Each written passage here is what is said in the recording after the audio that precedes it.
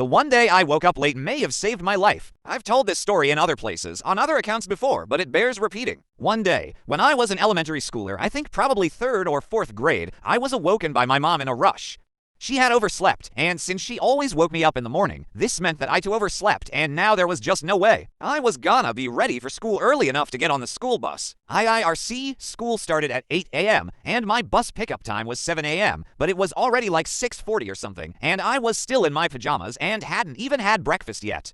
So Mom decided that today we would just tell the bus driver to go on ahead and she would take me to school, which would give me plenty of time to get ready. So I'm sitting there at the dining room table eating breakfast, still in my pajamas, and it's now about the time the bus would pull up, about 10 minutes after our usual.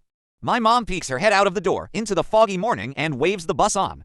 She closes the door and comes back inside, but the bus doesn't pull away. There's a knock at the door, and Mom opens it to find a man in a bus driver uniform. He explains that he's a substitute driver because the regular driver called in sick. He says he knows he's a few minutes early since he wanted to get an early start on the route since he didn't know it well.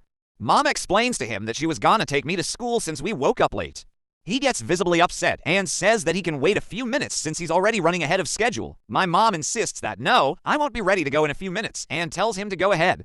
He seemed angry about this, but turned around and got back on the bus and left. I returned to eating my breakfast and still don't have my school clothes on at this point. But at 7 a.m. sharp, another bus pulls up to my house. Mom thinks this is weird and goes outside to talk to them. She says the second inside looking terrified, but doesn't really say anything about it and tells me to finish getting ready for school.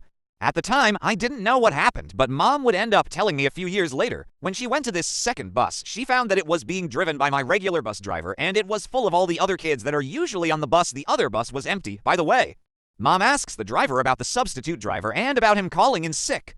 I never called in sick. There is no substitute driver on my route, he says. The driver immediately called dispatch in a panic and told my mom to go inside and call the police, which she did, without me knowing, and report this incident.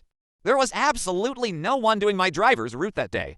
Whoever this was most likely a kidnapper who had targeted me. I never heard anything about it again, not even if someone else had ended up being picked up by this mysterious fake driver.